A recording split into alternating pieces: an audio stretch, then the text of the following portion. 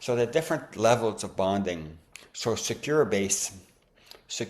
attachment is one where the mother and the baby are in sync and they're one with each other, and the baby gradually differentiates and the mother is okay with that, and there's a support from the world. So whether the couple are together or other supports from the clan, whatever. And there's no problem in terms of money and etc. Or there may be problems, but the mother it feels really supported. Like there could be hell incarnation with her and her group, but if society, if there's some social services that provide the support, research shows that it's really helpful for mother and for baby. So the mother has the mother and baby develop through this, and the mother becomes enriched in the process of doing this. It's been going on for a millennia in terms of mothering. So the child develops secure bonding and is now able to be in a healthy relationship as an adult, more able to withstand trauma and so forth, and more able to give compassion.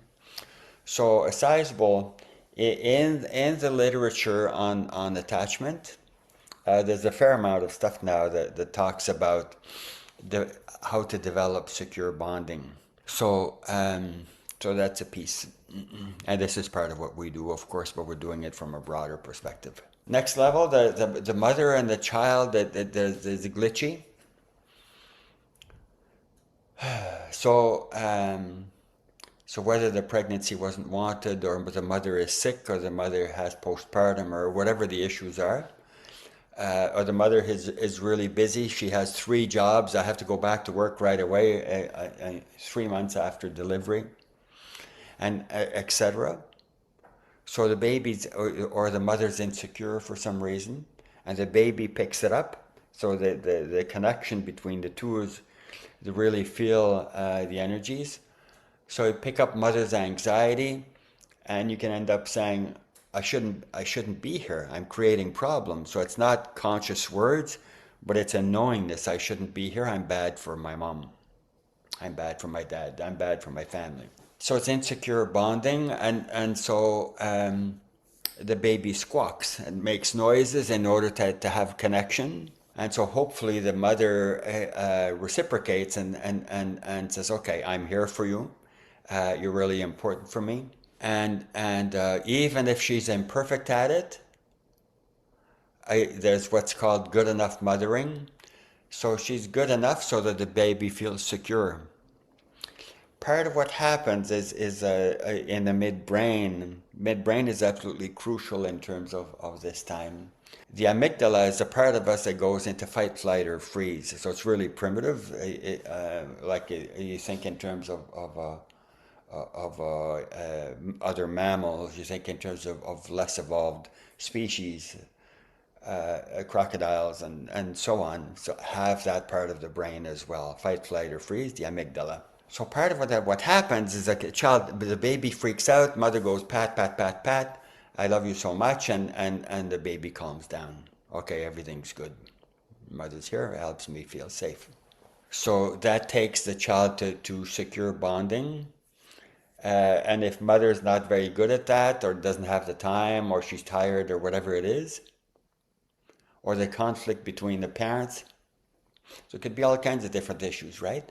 So then the child has insecure bonding. Later on in adulthood, this isn't healed, and so the baby feels, well, our inner child feels insecure in relationships, and so we want reassurance. We might be jealous. We might be afraid of abandonment.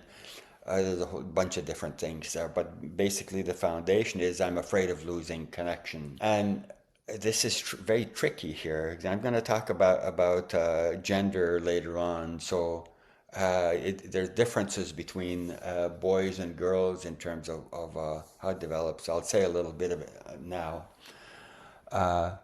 Baby girls are into their more likely more cuddly, more close to the mother, more into sacred union with the mother, if you will. And so the mother more likely to reciprocate, and she goes, ah. And so that helps the girls to be more fully bonded.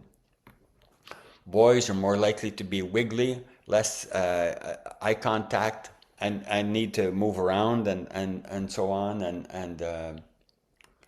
So the likelihood is that parents become, mothers have become, and others too, become less likely to connect deeply because the baby doesn't connect deeply. So you think in terms of all these difficulties that males are going through these days, in terms of higher rates of suicide and etc. We'll talk about that next time. The foundation is partly there, partly past life too. So insecure bonding, and if the connection between the mother and the baby is quite weak, the baby ends up crying and so forth, and then you do it a number of times and nobody shows up, then the baby ends up shutting down. I don't have any needs. I don't need anything. I don't need you. So avoidant bonding. So they've done some research, for example, in terms of the mother goes, there's a researcher, and the baby's there in the room with the mother. The mother goes out in the room for a couple of minutes, and anxious, a secure baby, no sweat. Anxious baby and secure bonding, the baby cries and yearning for mother. I can't be without my mother. Avoidant bonding, irrelevant. It's not relevant whatsoever that she left the room. So you see, I have no need for connection. But then they put some electrodes and so forth and some wiring to the brain to check and see how the baby responds. And the response is just as strong as with insecure bonding. So the child goes into insecurity and so forth, but has shut down that part of themselves. So the avoidant bonding type does not feel all this stuff that goes on inside them. I don't need nothing, right? So then you think in terms of relationship later, guess what? So they're shut down, don't feel it. What's the matter with you being insecure anyway? You're just bugging me with your anxiety. You're just being stupid, right? So the judgment. And so that hugely, this is I'm going to put this in bad English. This is the hugest thing in terms of couples. Think in terms of twin flames and so forth, in terms of separation. There are reasons for they went through this at the soul level and et cetera, et cetera. So you need to heal more broadly. But the insecure bonding, avoidant bonding dance between the two, usually it's the male, not always, because for me it was insecure bonding. So usually one has avoidant bonding, one has insecure bonding in terms of twin flames and other quantum relationships. So that's an essential piece that needs to be healed, but more broadly. Otherwise, just healing that, not enough, my experience. So next step